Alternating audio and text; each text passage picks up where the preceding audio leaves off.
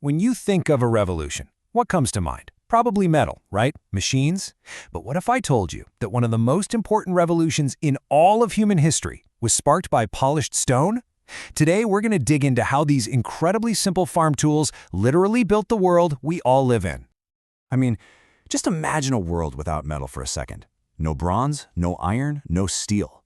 How in the world do you feed a village, let alone build a city, when you can't forge a proper tool? For our Neolithic ancestors, this wasn't some thought experiment. It was a fundamental problem of survival. And how they solved it? Well, that changed absolutely everything. So we're talking about an era that saw one of the biggest shifts for humanity ever. And this wasn't just about getting a few new gadgets. No, this was a total transformation to a new way of life, all driven by Stone Age tech. This right here captures one of the most profound changes in our entire history.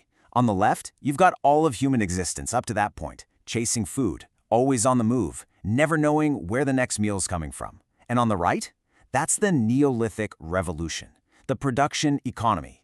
For the first time ever, we weren't just taking from nature. We started creating our own food supply. This shift from chasing your food to growing it, that was the foundation for everything that came next. So how did they pull it off?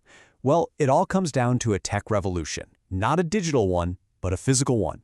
You could say the tools they created were the hardware needed to run the new software of agriculture. And the key innovation of this era might seem surprisingly simple: grinding and polishing. See, before this, stone tools were just chipped into shape, which made them brittle and rough. But by polishing the stone, you could create tools that were incredibly strong, precisely shaped, and razor-sharp. This wasn't just a minor upgrade. This was the high-tech of its day.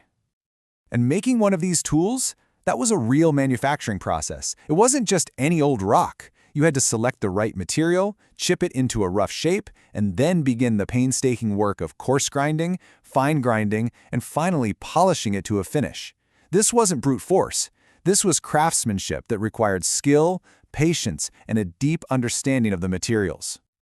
This timeline shows that the agricultural revolution didn't happen overnight, not at all. It was a slow burn of innovation over thousands of years. Just look at the progression. It starts around 10,000 BCE. Then you get bone spades popping up around 7,000 BCE, and the first stone plows by 5,500 BCE.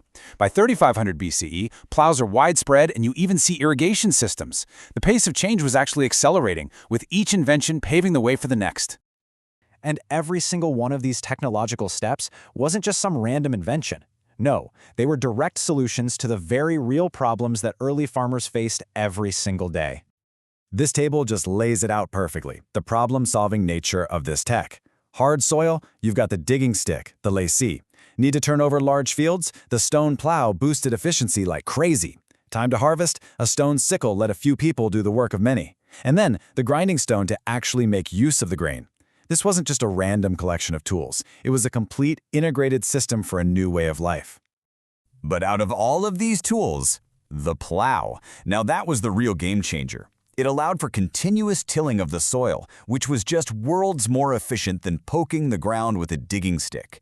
This one invention dramatically increased the amount of land a single family could farm, opening the door for a massive expansion in food production. And this is where the story gets even bigger. Because this tech revolution in farming didn't just change what people ate, it completely reshaped human society itself, right from the ground up. Let's talk numbers for a second. A jin is an old unit of weight, about half a kilo or a little over a pound. With these new tools, grain yields could reach 100 jin per unit of land. For people who had been living on the edge of starvation, this level of productivity wasn't just an improvement, it was a miracle. It was an unimaginable amount of wealth. And what all that productivity created was something humanity had never really had before, not reliably anyway: surplus.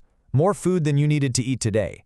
That pile of grain there, that's not just food, that's security, that's wealth. That is the fuel that would ignite civilization. And here's how that chain reaction happened. It all starts with food stability. That allows people to stop wandering and build permanent villages. A village with a stable food source leads to population growth. And once you have bigger communities and stored wealth in the form of grain, for the first time in human history, you get social hierarchies and class divisions. This surplus just unlocked human potential. When not everybody has to be a farmer all day long, you get specialization. People can become artisans, soldiers, priests, leaders. Permanent settlements grow into towns, and you need new ways to manage all this complexity, which leads to organized religion, art, and even the invention of early writing to keep track of it all. Okay, so why does any of this ancient history matter to us today? Because the patterns that were established 10,000 years ago are still with us, right now. The core takeaway is this. A seemingly simple technological breakthrough can have unpredictable, world-changing social consequences. That polished stone axe and that plow didn't just cut down trees and turn over soil. They carved the blueprint for the modern world. And that brings us to a final question. The Neolithic Revolution was driven by tools of stone and wood. Our revolution today is driven by silicon and code. So it really makes you wonder, doesn't it? What new kinds of settlements, specializations, and cultures are being built right now by the tools we're creating today?